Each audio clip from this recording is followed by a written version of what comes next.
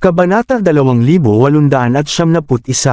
Agad na tumindig si Amethyst, at pinagsikapang ihagis ang kanyang tasa ng tsaa sa lupa, bago ipahayag ng may matinding determinasyon. Dahil lahat ay sumasang-ayon sa planong ito, ipinapahayag ko na magsasagawa tayo ng kontra-atake laban sa mga demonyo sa loob ng 2 araw. Bilang sect leader ng Gronde Uno Sacred Land, matinding presyon ang nasa balikat ni Amethyst mula pa sa simula ng digmaan. Kung ito man ay kaguluhan sa North Sea, panawagan ng tulong mula sa Delhi, o mga isyu sa South Sky, hindi siya maaaring maging pabaya, at natatakot na anumang pagkakamali ay maaaring umantong sa pagkawasak ng Sacred Land. Sa panahong iyon, para siyang bumbero, na patuloy na nagpapadala ng tulong sa North Sea at Delhi. Kaya, sa sandaling si Daryl at Gren ay labis na nasugatan, ito ay perpektong pagkakataon upang lipulin ang mga demonyo.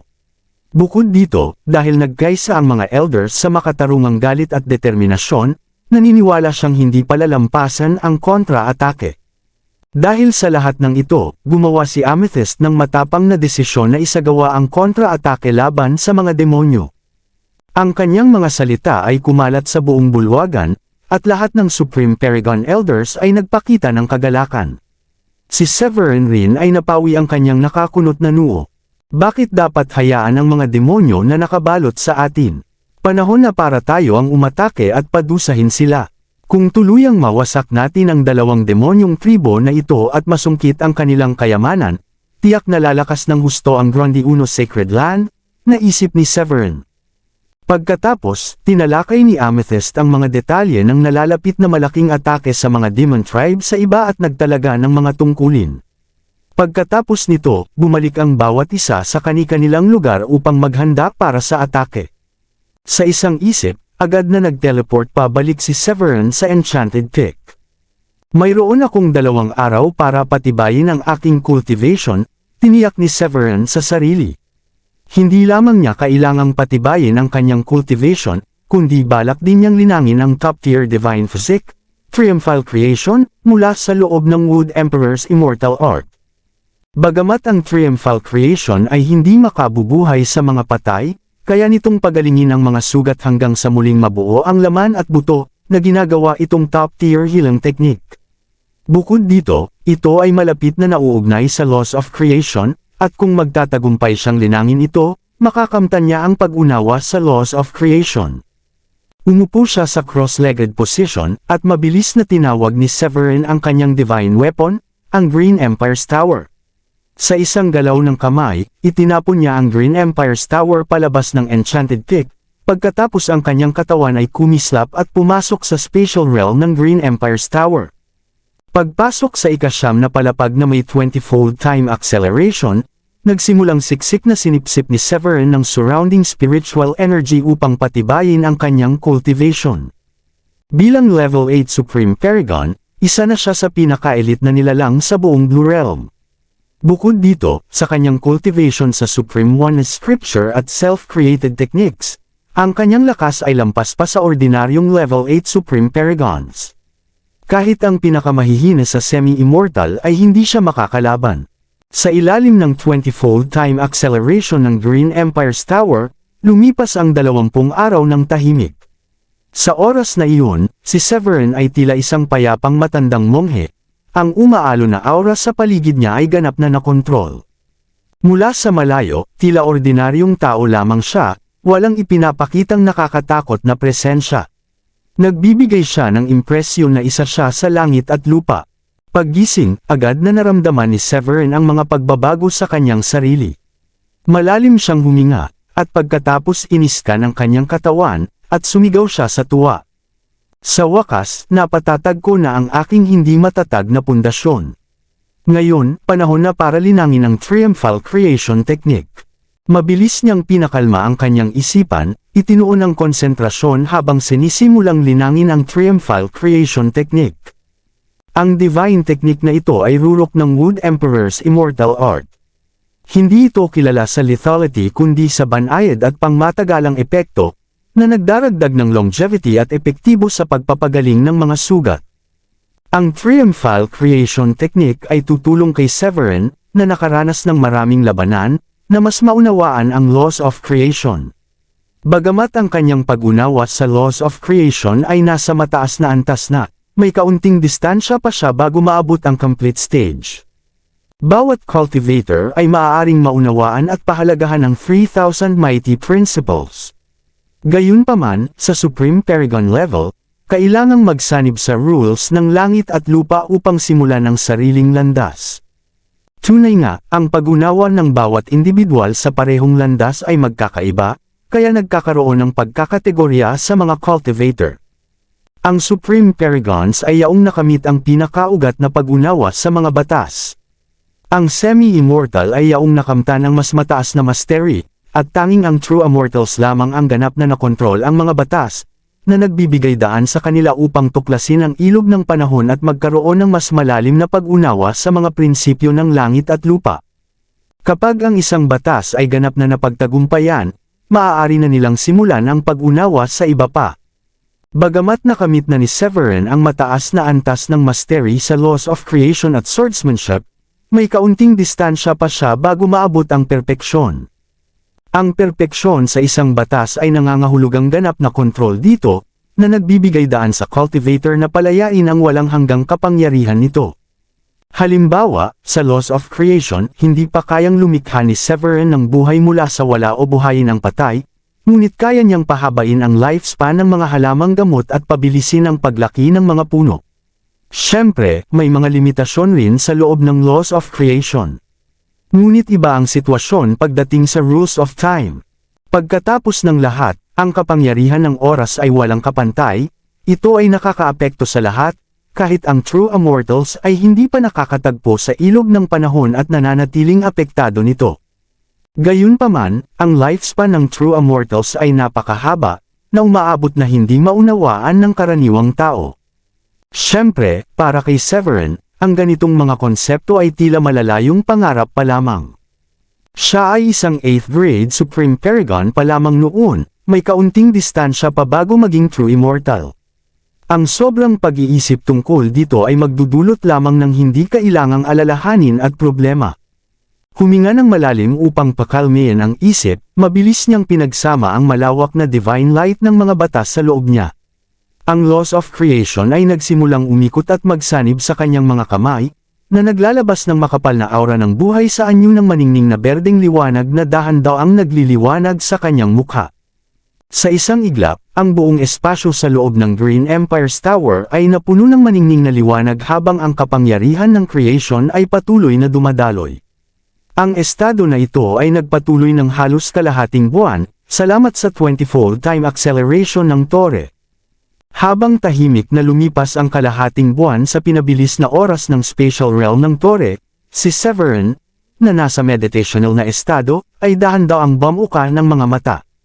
Sa biglang paghinga, ang berdeng liwanag na nakapaligid sa kanyang katawan ay bumagsak patungo sa kanya tulad ng isang agos, hanggang sa mawala sa loob ng kanyang katawan. Sa susunod na sandali, isang thumb-thick na berdeng divine light ang mabilis na nabuo sa labas ng kanyang katawan, na bumuo ng isang makapangyarihang divine chain of order, na naglalabas ng mar-angle at nakakatakot na aura. Sa divine chain of order na ito, ang umaalon na puwersa ng buhay ay umiikot, at mga malalalim na runes ay kumikislap. Isang malawak na ngiti ang kumalat sa gwapong mukha ni Severin nang makita iyon. Phew, sa wakas ay matagumpay kong nailinang ang triumphal creation technique. Mabilis niyang kinuha ang isang tuyong 7th grade herb mula sa kanyang storage ring. Pinadama niya ng marahan ang korona ng herb, pinaggana ang kapangyarihan ng creation, at agad na nasaksihan ng halos tuyo at walang buhay na herb na muling bumangon sa masiglang buhay. Ang mga natuyong bahagi ay naging matambok at puno, at ang tuyong dahon ay mula sa dilaw ay naging luntiang berde. Napansin pa ni Severin na ang herb, na orihinal lamang ay 300 taon gulang, ay tila nadagdagan ng edad, na nagpapakita ng mga bakas ng paglaki na katulad ng isang 8th grade herb. Hahaha, sa life-saving trump card na ito, kahit isang semi-immortal master ay hindi ako matatakot, tuwang-tuwa si Severin, kaya hindi niya mapigilan ang kanyang tawa. Sa hinaharap, gaano man kabigat ang kanyang mga sugat, basta't nananatili ang kapangyarihan ng creation, maaari siyang agarang magpagaling. Matapos tumawa ng buong puso, mabilis niyang itinabi ang herb. Pagkatapos ay kinuyam niya ang kamao upang maramdaman ang umaalon at nakakatakot na kapangyarihan sa loob niya. Kung makaharap ko muli si Gren, maaari kong maghatid ng nakamamatay na suntok sa isang pag-iglas. Tumaas ang kumpiyansa ni Severin sa matagumpay na paglilinang ng Triumphal Creation Technique. Malaki ang itinaas ng kanyang lakas mula nang siya ay mag-breakthrough. Nasiyahan sa kanyang pagtatasa sa sarili, itinaas ni Severin ang kanyang braso at tiningnan ang storage ring sa kanyang daliri, at siniyasat ang laman nito gamit ang kanyang divine sense. Sinimulan niyang isa-isahin ang mga nakamit mula sa mga kamakailang labanan. Sa sandaling iyon, nagmamay-ari siya ng 3 piraso ng divine gold. Ang una at pangalawa ay ang dragon patterned red gold at lotus purple gold na nakuha mula sa Dragon Palace Treasury, at ang Rainbow Divine Gold na nakuha mula sa Burt Clan. Kasama rito ang kanyang pagmamay-ari ng Loren Divine Blade, mayroon na ngayong 9 sa 10 Divine Gold si Severin. Kulang na lamang ang huling piraso, na magpapahintulot sa kanya na i-upgrade ang Loren Divine Blade sa isang true immortal weapon. Siyempre, bukod sa Divine Golds, nakakuha rin siya ng maraming 9th grade alchemical pills. Naroon ang Supreme Light Pill mula sa Dragon Palace Treasury, na makapagpapalakas sa enerhiya ng isang Supreme Paragon sa loob ng 100 taon, pati na rin ang Enlightenment Pills na ibinigay ng Menze Clan, na makakapabilis sa pag-unawa ng isang Supreme Paragon sa kanyang sariling mga batas. Higit pa rito, naroon ang Celestial Grade Peach na kanyang pinagyaman sa loob ng kanyang inner world. Malapit dito, ang kalahati ng Illusory River of Time na ipinagkaloob sa kanya ng Green Emperor ay patuloy na dumadaloy, na may mga alon na umaalon sa ibabaw nito. Matapos isa-isahin ang kanyang inventaryo, hindi maiwasang huminga ng malalim si Severin. Hindi na siya ang walang pangalang baguhan na kakapasok lamang sa Blue Realm. Ngayon, nagmamay-ari siya ng 3 Divine Grade Techniques, ang Supreme Oneness Scripture na ipinamana ni Old Wako, ang Wood Emperor's Immortal Art na nakuha mula sa Remnant Soul ng Green Emperor, at ang Hidden Divine Technique na siya mismo ang lumikha. Kahit ang mga Celestial Grade Divine Techniques, na itinuturing na napakahalaga sa mata ng maraming Level 9 Supreme Paragons, ay pag-aari ni Severin sa iba't ibang anyo. Kabilang dito ang Dharma Energy, Stellar Punch, 5 Element Strike, Chaotic Sword Wheel, Triumphal Creation, at ang Space-Time Domain na nabuo mula sa pagsasanib ng Power of Time at Power of Space. Tungkol naman sa Divine Weapons, pag-aari ni Severin ang Loren Divine Blade, isang divine weapon na kayang tumagos sa 5 calamities, na may kapangyarihan na bahagyang humihina lamang kumpara sa Celestial Weapons. Dagdag pa rito, hawak niya ang Green Empire's Tower, isang Supreme Treasure. Marahil ang mga ibang tao ay mamamangha at magugulat kung malalaman nilang ang isang Level 8 Supreme Paragons tulad ni Severin ay nagmamay-ari ng ganitong napakalaking kayamanan. Lalo na ang kanyang pag-unawa sa space-time domain. Kahit kasalukuyang limitado lamang sa ilang dosenang yarda ang saklaw, konektado pa rin ito sa Power of Time at nagsilbing trump card ni Severin. Matapos maingat na isa-isahin ang kanyang buong pagkatao, binawi ni Severin ang kanyang divine sense na may nasiyahan na ekspresyon. Dahan-dahan siyang tumayo at nagsimulang magunat ng tamad, na naglabas ng sunod-sunod na putok na tunog mula sa kanyang katawan. Pagkatapos ng sandaling pagsusuri, napagtanto niyang 2 araw na ang lumipas sa labas na mundo, at ngayon ang araw na ilulunsad nila ang kontra-atake laban sa mga demonyo. Tiyak nga, sa susunod na sandali, ang Jade Pendant na nakasabit sa kanyang baywang ay nayanig, kasunod ng isang transmission ng Divine Sense mula kay Amethyst.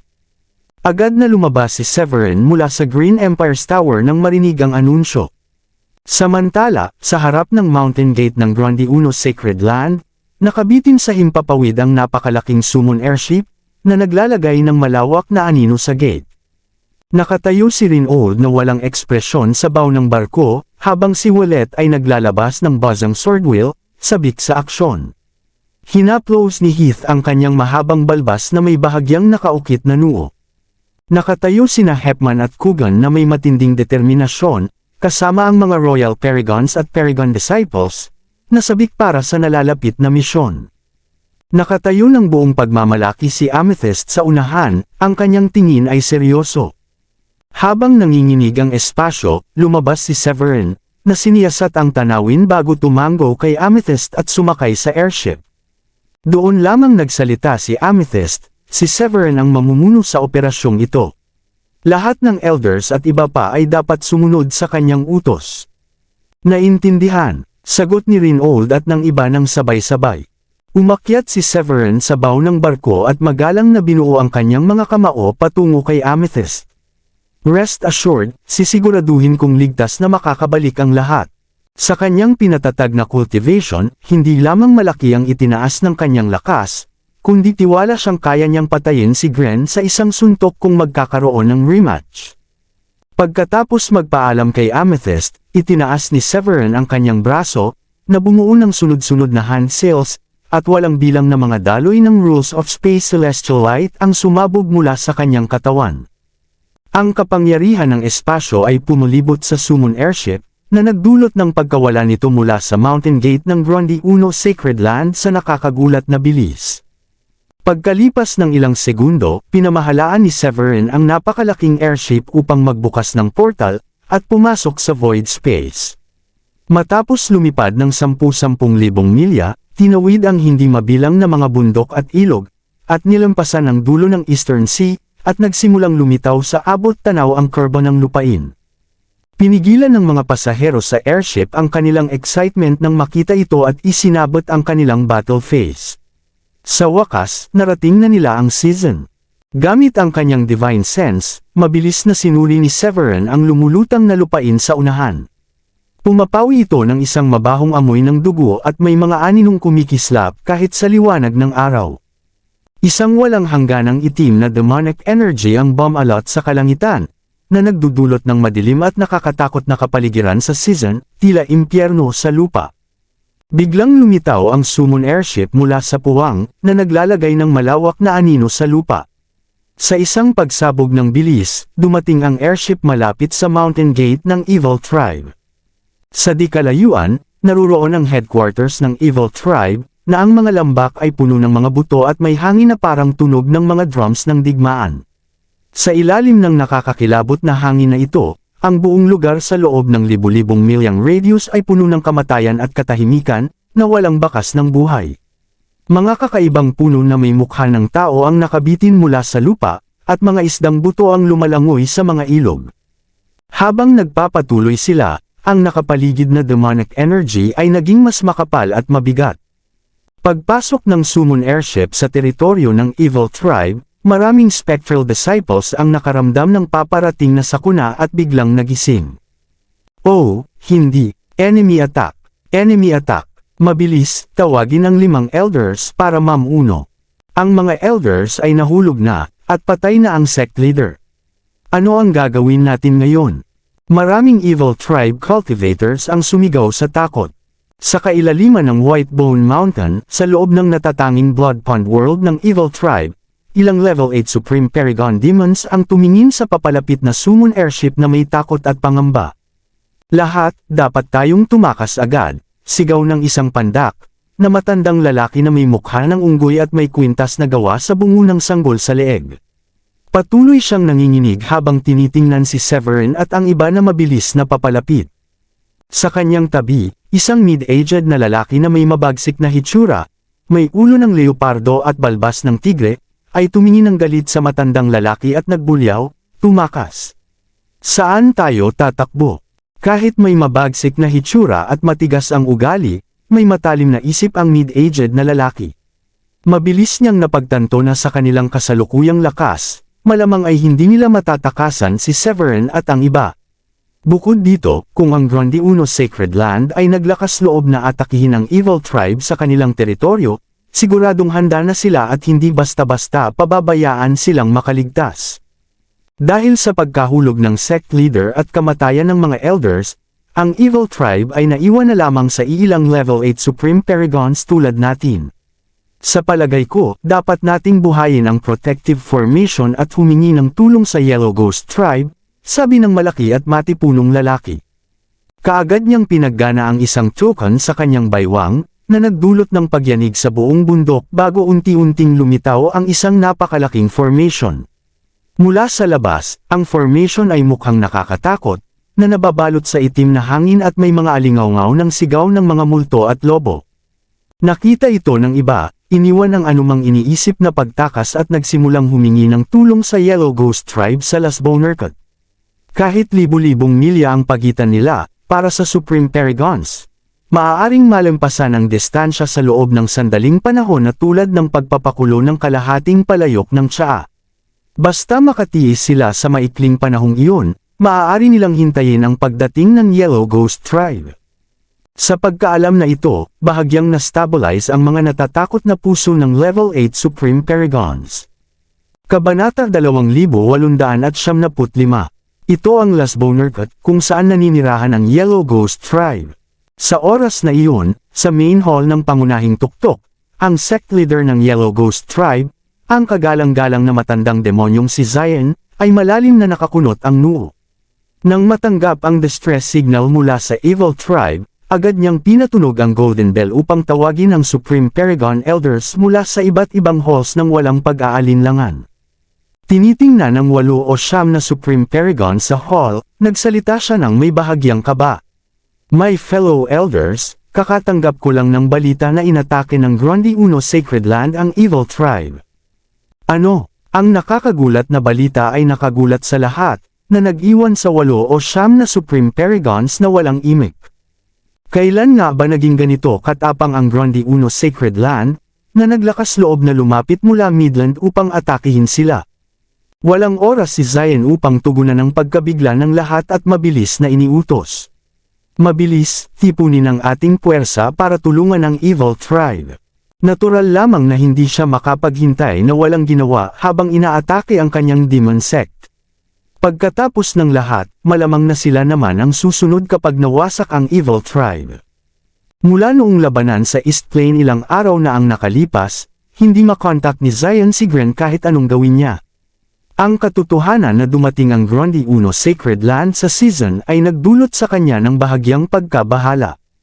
Ang ibang Supreme Paragons, na nakakita sa sect leader na kumikilos at nagutos, ay natural na walang pagtutol.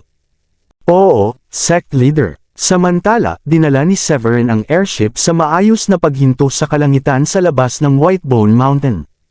Tiningnan niya ang formation na bumabalot sa Whitebone Mountain nang may kunot sa noo.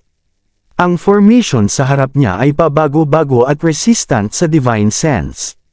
Lahat ay kakaiba. Marahil ay hindi matitibag ni Severin at ng iba pang Supreme Paragons kahit magsama-sama. Severin, ano ang gagawin natin? Magiging katatawanan tayo sa buong Blue Realm kung hindi natin mababasag ang formation, tanong ni Rinold na nakatayo sa tabi niya, na may madilim na ekspresyon. Pinag-isipan ni Severin sandali bago dahan-daw ang sumagot. Huwag mag-alala, babasagin ko ito gamit ang aking espada. Lumabas ang Loren Divine Blade sa kanyang kamay, at isang nakakatakot na sword wheel agad na sumiklab mula sa kanyang katawan, bago nagtipon sa isang matalim na sword beam sa itaas ng Loren Divine Blade sa kanyang kamay. Ang tunog ng nagkakalas na puwang ay umalingaw sa hangin, at ang malabong itim na protective formation ay agad na nag-crack. Nakita ito, naglunsad si Severin ng ilang karagdagang sword strikes. Ang nakakatakot na sword beams ay bumangga sa protective formation bago sumabog sa sunod-sunod na nakakatakot na pagsabog. Sa isang iglap, ang matayog sa kalangitan na formation na gawa sa demonic energy ay nagkabasag-basag. Sa sandali ng pagbagsak ng formation, si Rinold at ang iba pang elders na sabik na naghihintay sa bow ng ship ay agad tumalon palabas. Ang kanilang mga katawan ay naging mga liwanag na dumiretso sa mountain gate ng Evil Tribe. Patayin! Sa sigaw na ito, daan-daang Royal Paragon disciples ang sumunod, bawat isa ay pinapagana ang kanilang sariling mga teknik. Nakita ang tagpong ito, agad na natakot ang Evil Tribe na mga Level 8 Supreme Paragon sa Blood Pond World, ang kanilang mga anit ay namamanhid, at ang kilabot ay dumaan sa kanilang gulugod. Ang kanilang tanging iniisip ay, tapos na tayo. Ito ay siguradong kalooban ng langit. Samantala, sa isang bundok na may 5 tuktok sa hilagang bahagi ng kontinente, maraming itim na ulap ang umiikot. Ang 5 tuktok na ito ay tumataas sa lupa na parang mga daliri, na magkakaugnay sa pamamagitan ng mga iron rope bridges. Sa paanan ng bundok ay isang walang katapusang blood pond na naglalabas ng mainit na singaw, at ang mabigat na amoy ng dugo ay pumupuno sa hangin na nagpapasuka sa sinuman. Kasabay nito, hawak ni Severin ang Loren Divine Blade sa harap ng Whitebone Mountain. Ang buong katawan niya ay nababalot ng sword wheel at ang kanyang lethality ay walang kapantay. Hinarap niya ang mga tumatakas na devil practitioners, pinapatay sila isa-isa. Ang pagkawala ni Hora ang kanilang semi-immortal, at ni Seren ang kanilang leader ay nagdulot ng matinding dagok sa lakas ng Evil Tribe. Ilang Supreme Paragons lamang ang natira. Ang pinakamakapangyarihan sa kanila ay halos level 8 lamang. Bilang tugon sa pagbagsak ng malevolent forces, nagpadala ang Grundy Uno Sacred Land ng 6 na level 9 Supreme Paragons, kabilang si Severin, na ang kapangyarihan ay katumbas ng sa isang semi-immortal. Sa loob ng Whitebone Mountain ay isang maliit, dwarfish na matandang lalaki na naunawaan ang malubhang kalagayan ng kanilang tribo at nagplano na lumikas ng palihim. Gayunpaman, agad siyang na-target ni Hepman na dumating sa season at Lasbonerkat upang maghiganti. Kung hindi dahil sa alyansa sa pagitan ng dalawang pangunahing Devil Sect at ng Primordial Sacred Land, hindi sana hinarap ng Menzi sa East Plain ang ganitong sakuna. Galit sa nangyari sa kanilang lahi, puno ng puot ang mga mata ni Hepman. Gamit ang kapangyarihan ng isang level 9 Supreme Paragon kasama ang kanyang spiritual weapon, madaling natalo niya ang matandang dwarf. Samantala, ang natitirang level 8 Supreme Paragons ay madaling napagtagumpian ni Severin at ng iba. Hindi nagtagal, bumagsak ang isang bloodbath sa Whitebone Mountain, at bawat devil practitioner ay napatay.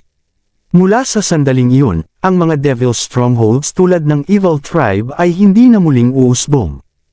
Bilang catalyst na nagbukas ng bagong era, pinanood ni Severin ang carnage ng may malamig na detachment. Matapos tiyakin na walang devil practitioners na nakatakas, nagpatuloy siya patungo sa main hall ng Whitebone Mountain. Sa una, nakita niya ang nakakatakot na tanawin ng mga skeletal remains at sariwang buto, at sinalubong ng kanyang pangamoy ang nakakasukang baho ng dugo. Gayunpaman, pinaglabanan niya ang discomfort at sinimulang siyasatin ang lugar gamit ang kanyang divine senses. Sa ilang sandali, natagpuan ni Severin ang treasure room sa kailaliman ng Blood Pond World. Sa kabila ng kanilang tagong lokasyon at mga formations, hindi ito naging hadlang sa kanya. Pagkatapos ng lahat, ang kanyang primal spirit ay nabuo na bilang solar spirit, kaya ang kanyang divine senses ay tumaas ng husto. Sa isang swipe ng Loren Divine Blade, pinutol niya ang mga hadlang at pumasok sa treasure room. Sa loob, natagpuan niya ang kasaganaan ng fine gold, metal oro, pati na rin ang iba pang 7th at 8th grade herbs. Nagniningning ang mga kayamanan, at isang makapal na purple air ang nabuo sa gitna ng mga mere ages ng namumulaklak na golden lotus. Nagpasaya ito kay Severin dahil nagbigay ito ng hudyat na may mas malalaking kayamanan pa sa loob. Mas lumalim siya at agad natuklasan ang isang fist-sized piece ng ore na naglalabas ng mahinang black light, sa palibot nito ay may malakas na 9 nether energy. Inunat niya ang kamay at hinila ang gold sa kanyang palad. Malamig ito sa hawak, at naramdaman niya ang malakas na energy ng langit mula rito. 9 nether divine gold, sigaw ni Severin, na nagulat sa kanyang natuklasan. Ang 9 nether divine gold, nabuo mula sa enerhiya ng 9 hells pati na rin ang maruming energy mula sa lupa, ay lubhang mahalaga dahil sa pagkaka-infusion nito sa rules of earth. Sino ang mag-aakala na ang huling piraso ng divine gold ay matatagpuan dito? Nagulat si Severin sa palm-sized na kayamanan. Ang pagkagulat ay agad napalitan ng saya, sapagkat ang lahat ng 10 piraso ng divine gold sa wakas ay nasa kanyang pagmamay-ari na. Namumuo sa puso ni Severin ang pag-asa sa posibilidad na ma-reforge ang Loren Divine Blade bilang isang celestial weapon. Habang ang Green Emperor's Tower ay isang mahusay na celestial weapon, ito ay pangunahing ginagamit para sa suporta at hindi gaanong may kapasidad na pumatay. Ang tagumpay ni Severin sa Rules of Swordsmanship ay nangangahulugang ang paggamit ng sword-type treasure ay makapagpapalakas ng malaki sa kanyang kakayahan sa labanan. Sa pagkumpleto ng kanyang koleksyon ng Divine Gold gamit ang 9 Nether Divine Gold, inilagay ito ni Severin at sinuri ang natitirang mga items sa treasure room gamit ang kanyang divine senses. Sa kasamaang palad, wala na siyang natagpo ang mahalaga. Karamihan ay ordinaryong metal oro, fine gold, o 7th at 8th grade pills. Dahil wala nang iba, inalis ni Severin ang kanyang divine sense. Lumabas siya sa Blood Pond World at hinarap ang sabik na Royal Paragon disciples na naghihintay sa kanya. May ilang metal oro at fine gold sa loob, isaalang-alang ninyo ito bilang pagkakataon upang makuha ninyo, ang natitira ay ibibigay sa Sacred Land, anunsyo ni Severin sa kanila. Pagkatapos ay bumalik siya sa Summon Airship at umupo ng cross-legged. Bilang isang level 8 Supreme Paragon, kaunti na lamang ang silbi niya sa mga kayamanan sa treasure room ng Evil Tribe kaya iniwan niya ito sa iba pang disipulo. Nang marinig ang kanyang utos, sinuri ni Reynold ang First Elder at Wallet ang Second Elder ang treasure room kasama ang iba. Kumuha sila ng ilang pills o herbs na sa tingin nila ay kapaki-pakinabang at inalis ang kanilang consciousness. Bilang level 9 Supreme Paragons, halos katulad nila si Severin ang antas at kabilang sila sa piling iilang nasa hierarchy ng Blue Realm. Hindi na sila naaakit sa ordinaryong kayamanan. Ang Evil Tribe ay may malaking lakas at yaman bilang isa sa 9 Sacred Lands. Sa tulong ng daan-daang disipulo, mabilis na naubos ang treasure room sa mga mahalagang item. Bumalik ang mga disipulo sa airship na may mga ngiti sa mukha habang excited na pinag-uusapan ang kanilang mga nahanap. Haha, sa tingin ko makakagawa ako ng breakthrough bago matapos ang linggo. Nakakuha ako ng Grand Spirit Pill sa treasure room. Magandang swerte ito. Nakakuha rin ako ng ilang mahusay na herbs. Hindi ako nagulat na ang isang sacred land tulad nito ay may napakaraming resources. Ngumiti si Severin habang pinagmamasdan ng masiglang mga disipulo. Sa susunod na gabay, bulong niya sa sarili. Susunod ang Yellow Ghost Tribe. Kaagad na naramdaman ni Severin ang spatial fluctuation sa harap. Isang spatial passage ang nag-materialize sa kanilang harap, kasunod ang paglitaw ng isang barko na may 12-dosenang deviant practitioners na dumadaloy ang malevolent energy sa kanila. Habang nagdidilim ang langit, ang pagkatok ng kidlat at dagandong ng kulog ay parang isang apocalyptic uprising. Sa barko ay halos 10 Supreme Paragons na bawat isa ay naglalabas ng kapangyarihan na nagpapakilabot sa lahat. Nakaupo sa helm si Zion na may nakamamatay na tingin habang tinitingnan ang mga buto at bangkay na nakakalat sa Whitebone Mountain. Pinagsisisihan niyang huli na siyang dumating upang tulungan ang Evil Tribe at pigilan ang kanilang ganap na pagkasira, ngunit nanatiling composed ang kanyang itsura habang tinitingnan ang mga tao sa likod niya. Dumating si Zion ng maayos ang paghahanda, dala ang 10 Supreme Paragons, kung saan 6 sa kanila ay level 9. Bukod dito, dinala niya ang pinakamahalagang kayamanan ng Yellow Ghost Tribe, ang True Immortal Jade Charm, isang napakahalagang artifact na nagpanatili sa Yellow Ghost Tribe sa gitna ng pinakamapanganib na kalamidad at krisis. Kahit na humina na ang kapangyarihan sa Jade Charm sa loob ng 10,000 taon, nanatili itong makapangyarihan laban sa ilang level 9 Supreme Paragons. Kahit ang paglapit ng isang semi-immortal ay magdudulot ng matinding pinsala sa battlefield dahil sa charm. Noong nakaraan, pinili ni Gren na hindi dalhin ito sa kanyang paglalakbay patungong Midland dahil gusto niyang magkaroon ng kanyang sacred land ng sandata na magagamit kapag nakaharap sa kalaban. Sa pagbabalik ng Grundy Uno Sacred Land laban sa season at pagkasawi ng Evil Tribe, wala nang magawa ang Yellow Ghost Tribe kundi harapin ang malungkot na katotohanan. Habang papalapit ang Deviant Practitioners mula sa Evil Tribe sa Whitebone Mountain, ang dating masayang kapaligiran ay napalitan ng malamig at tensyonadong damdamin. Dramatikong bumagsak ang ekspresyon ni Reynold nang makilala niya ang mga ito. Ang Yellow Ghost Tribe ay dumating. Nakatayo sa bow ng airship, tiniyak ni Severin. Walang dapat katakutan. 10 o higit pa lamang ang Supreme Paragons nila. Hanggat hindi nagpapakita si Gren, kakayanin nating harapin ang mga nasa harap natin. Sa likod niya, agad na kumuha ng battle stance sina Wallet, Heath, Hepman, at ang ilan pa. Tumindi ang kanilang enerhiya at handa na silang labanan ang mga demonyo. Umusad si Severin na parang hangin ang sumusuporta sa kanya at tumaas sa itaas ng puting ulap. Kasabay nito, ang Loren Divine Blade niya ay nag-resonate sa sword wheel at naglabas ng nakakatakot na fighting spirit. Sa isang mabilis na galaw, nagpakawala siya ng mabagsik na sword wheel na hinati ang puwang at binago ang paligid. Ang hiwa ay nag-iwan ng hindi pa nagagawang killing intent at tumungo sa spatial passage kung saan lumitaw si Zion at ang kanyang mga kasamahan. Papatayin kita, sumiklab ang galit ni Zion sa katapangan ng isang level 8 Supreme Paragon tulad ni Severin na umatake. Sa loob ng Yellow Ghost Tribe narinig lamang ni Zion ang mga kwento tungkol sa mga kamakailang gawa ni Severin. Ngunit itinuring niya itong eksaherasyon. Nang tuluyan niyang masaksihan ang kapangyarihan ni Severin, ngumiti siya at itinaas ang kanyang tuyot na kamay upang maghatid ng malakas na suntok. Sa isang iglap, nagbago ang mukha niya, na parabang isang one-eyed devil. Sinubukan niyang magsalita ngunit hindi makalabas ng salita. Ang masamang pakiramdam na naramdaman niya noon ay napalitan ng pakiramdam na talagang napasok niya ang malubhang problema. Maliwanag na ang puwersang dumating upang iligtas sila ay hindi kasing lakas ng inaakala niya at malamang ay masasawirin tulad ng Evil Tribe. Sa kasamaang palad para kay Zion, ang kalaban niya ay ang halos omnipotent na si Severin.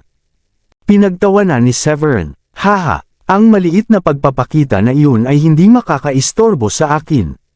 Pagkatapos, pinagsama ni Severin ang essence ng 5 elements at ginamit ang 5 element strike upang mapaglabanan ang atake. Isang malakas na pagsabog ang narinig, at ang sunod na elemental onslaught ay winasak ang lupa sa ilalim niya. Halos kalahati ng dating nakamamanghang Whitebone Mountain ay naging guho, na naiwan ang maliit na bahagi ng dating taas. Umaksyon si Reynold at ang kanyang mga kasama sa unang galaw ni Severin, pinakawala ng kanilang sariling spiritual treasures habang nag-transform sa mga streaks of light at nilabanan ang mga demonic practitioners sa himpapawid. Umabot ang mga pagsabog at hindi nagtagal, napuno ang langit ng mga sparks. Kasunod ng malalakas na tunog ng labanan, nagpalabas ng shockwaves mula sa gitna na nagbitak sa lupa at nagbuga ng magma ng ilang metro ang taas. Samantala, mas seryoso nang hinarap ni Zion ang laban matapos makipagpalitan ng ilang hampas kay Severin. Nagulat siya habang nagpapatuloy ang labanan, dahil ang lakas ni Severin ay kapantay ng Elite Level 9 Supreme Paragons kahit na isang level lamang ang ibaba niya. Wala sa mga galaw ni Zion ang nakatama kay Severin, habang madali nitong napananatili ang kalamangan.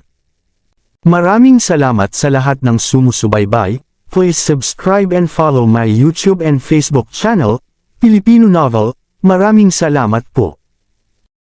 Lumubog ang puso ni Zion nang mapansin niyang halos hindi pinapawisan si Severin. "Matatalo ako kung hahayaang magpatuloy lang ng ganito," iginiit ni Zion habang kinukuha ang True Immortal Jade Charm mula sa storage ring. Ang Jade Charm na ito ay kasing laki ng palad, kulay off-white. Nakaukit ito at puno ng Rule of Law. Magpakailanman ang langit at lupa, sapagkat ang mga panuntunan ay ipinahiram sa langit at lupa. Hayaan itong charm na ma-activate at ipahiram sa amin ang kapangyarihang wasakin ang aming kalaban, tawag ni Zion habang kinakagat ang dulo ng kanyang dila. Dinala niya ang kanyang dugo sa Jade Charm at pinadaloy ang kanyang enerhiya dito. Sa isang iglap, isang pulang sinag ng liwanag ang sumabog mula sa off-white Jade Charm. Isang aura na nagpapamanhid sa anit ang lumabas mula rito, na parang ipinapahayag ang presensya ng isang true immortal na may kapangyarihan ng mga demonyo. Sa sandaling ito, lahat ng nakikipaglaban ay naramdaman ang kanilang puso na tumitibok sa takot at pangamba.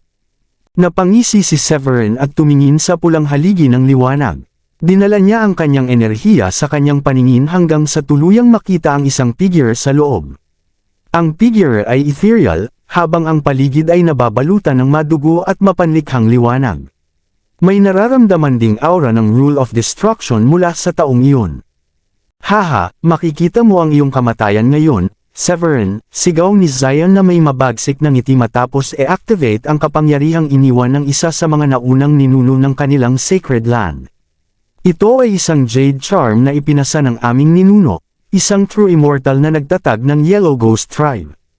Ang kapangyarihan nito ay sapat upang pumatay kahit ng isang true immortal. Tiyak na nakatakda ang iyong kapalaran." Sa katotohanan, medyo pinalabis ang sinabi ni Zion, dahil ilang beses nang nagamit ang charm sa nakaraang libo-libong taon. 20% lamang ng kapangyarihan nito ang nanatili, na may epekto lamang sa isang semi-immortal sa pinakamataas. Ngunit naniwala si Zion na halos patay na si Severin. Ayon sa karaniwang logika, ang isang level 8 Supreme Paragon ay hindi kailanman makatatagal sa isang full force attack mula sa isang semi-immortal, gaano man kahusay ang kapangyarihan ng Supreme Paragon sa labanan. Wala siyang alam na nasugatan na ng husto si Gren ni Severin sa East Plain. Kahit isang semi-immortal ay hindi nakakapagdulot ng takot kay Severin. Espiritu lang pala ng isang true immortal, bungad ni Severin na may tawa. Tatakas na sana siya nang walang pag-aalinlangan kung totoong true immortal ang lalabas, o kung ang Jade Charm ay may tunay na kapangyarihan ng atake ng isang true immortal. Ang banta ng espiritu ay hindi kasing lakas ng banta ni Daryl. Ang kakayahan nito sa labanan ay, sa pinakamataas, katumbas lamang ng isang semi-immortal. Nakaharap na si Severin sa mga semi-immortals dati, at ang kanyang kamakailang laban sa isa, si Gren ay nagresulta sa malubhang pinsala para kay Gren. Iniisip ni Severin na medyo nag-iimbento lamang si Zion sa pag-aakala na makakapatay sa kanya ang espiritu ng isang true immortal. Hindi ka na makatatawa ng matagal, galit na sagot ni Zion, na naiinis sa pagtutukso ni Severin kahit na nasa panganib ng kamatayan.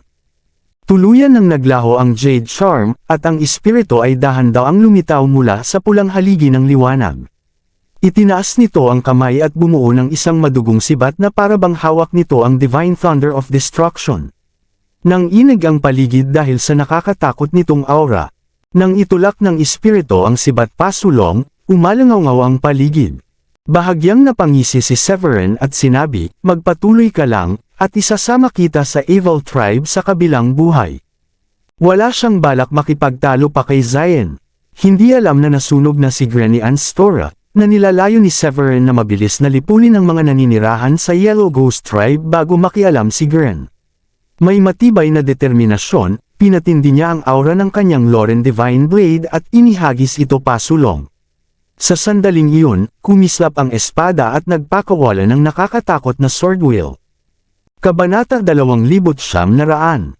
Sinubukan pa rin ng espiritu ng True Immortal na gamitin ang madugong sibat sa kamay upang hadlangan ito, ngunit ang level 5 na sandata na hawak ni Severin ay ginawang alikabok ang sibat. Hindi humina ang kapangyarihan ng Loren Divine Blade, tumagos ito sa espiritu ng True Immortal. Ang lakas nito ay katumbas lamang ng isang semi-immortal dahil sa phantasmic nature nito. Lubusang winasak ni Severin ang atake sa loob lamang ng ilang segundo.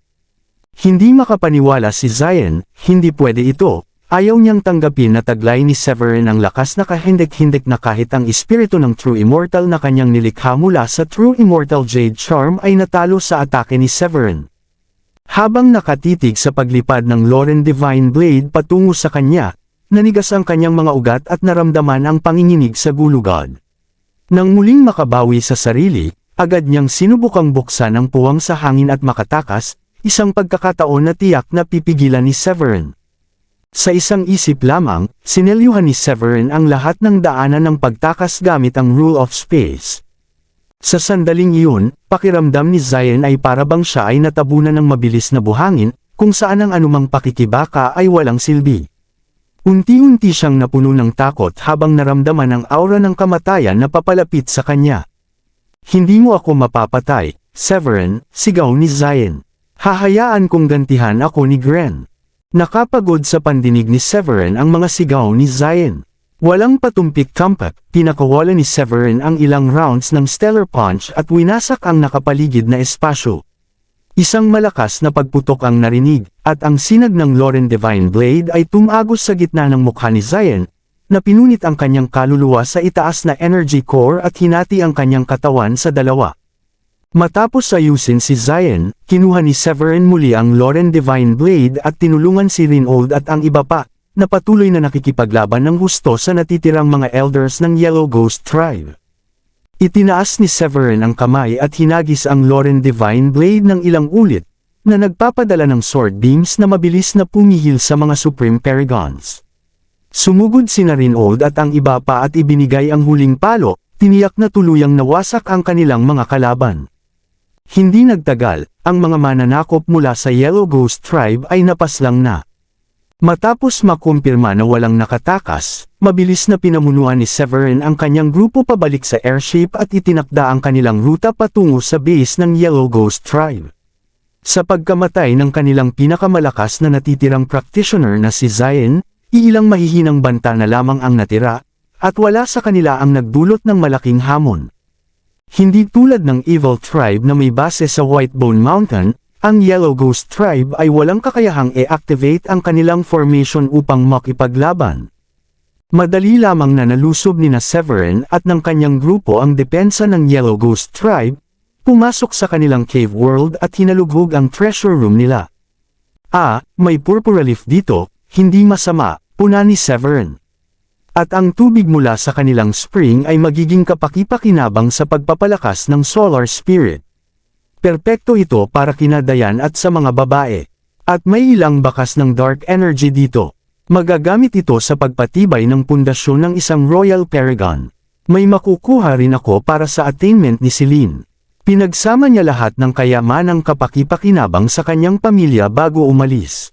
Makaraan ang kalahating oras, bumalik sina Severin at ang kanyang grupo sa Midland mula sa Yellow Ghost Tribe, puno ang kanilang mga bulsa ng nakuha nilang kayamanan.